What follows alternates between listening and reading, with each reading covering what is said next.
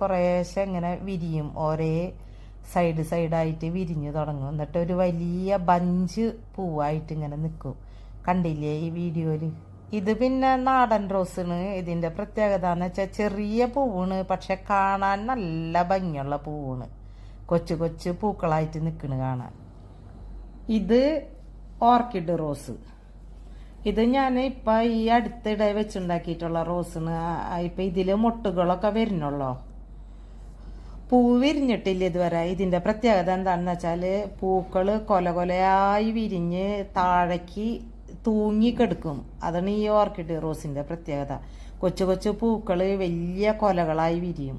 ഇത് പിന്നെ Elizabeth rose. ഇതിൻ്റെ ഒരു ഷോർട്സ് ഞാൻ മുന്നേ ചെയ്തിരുന്നു, നിറയെ പൂക്കളായി നിൽക്കുമ്പോൾ. അപ്പം അതിലെ പൂക്കളൊക്കെ കഴിഞ്ഞു. ഇതുപോലെ പൂവ് വന്ന് നിൽക്കുമ്പോൾ നമ്മൾ രണ്ടല താഴ്ത്തി നന്നായി കട്ട് ചെയ്ത് വിടണം. കട്ട് ചെയ്ത് വിടണ എന്തിനാണെന്ന് വെച്ചാൽ അപ്പോഴാണ് പുതിയ തളിരുകൾ വന്നിട്ട് നന്നായി മൊട്ടിടുള്ളൂ.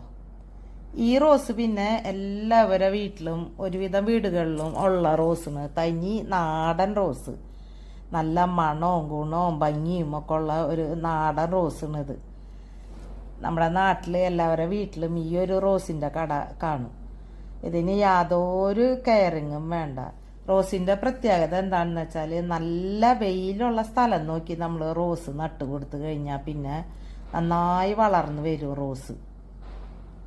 അത് നോക്കിയാൽ ഇതൊരു ഒറ്റ കടയുള്ള ഈ ഒരു റോസ് അധികം നാളായിട്ടില്ലേ ഞാൻ ഇത് നട്ടിട്ട്. ഒരു 4 മാസമായിട്ടുണ്ടാവുള്ളൂ ഈ ഒരു റോസ് നട്ടിട്ട്. നല്ല വെയിലത്ത് വെച്ചാലത്തെ പ്രത്യേകത എന്താണെന്ന് വെച്ചാൽ കീടശല്യം കുറയും. പ്രാണികൾ വന്ന് ഇതിൻ്റെ ഇലയും പൂവും മുട്ടൊക്കെ തിന്നൽ കുറവായിരിക്കും നല്ല വെയിലുള്ള സ്ഥലത്ത് നമ്മൾ റോസ് നട്ട് കഴിഞ്ഞാൽ. അപ്പോൾ റോസ് നന്നായി തഴച്ച് വളരും. പ്രാണികളൊന്നും വരാണ്ട് കീടശല്യം കുറയുമ്പോൾ നന്നായി തഴച്ച് വളരും. അപ്പം നോക്കിയേ, ഇതൊക്കെ നമുക്ക് ഈ പൂവ് വന്നതൊക്കെ കട്ട് ചെയ്ത് കളയണം. പൂവ് ഉണങ്ങിക്കഴിഞ്ഞാൽ ഇതേപോലെ നമ്മൾ മുറിച്ച് മാറ്റണം. മുറിച്ച് മാറ്റി കഴിയുമ്പോൾ പുതിയ തളിരുകൾ വന്ന് അതിലൊക്കെ നിറയെ മൊട്ടുകൾ വരും, പൂക്കളും. പിന്നെ ഇതേപോലെ കട്ട് ചെയ്ത് വിടുമ്പോൾ റോസ് കുറച്ചും കൂടി ബുഷിയായി നിൽക്കും. ബുഷിയായി നിന്ന് പൂത്ത് നിൽക്കണ കാണാൻ നല്ല ഭംഗിയായിരിക്കും.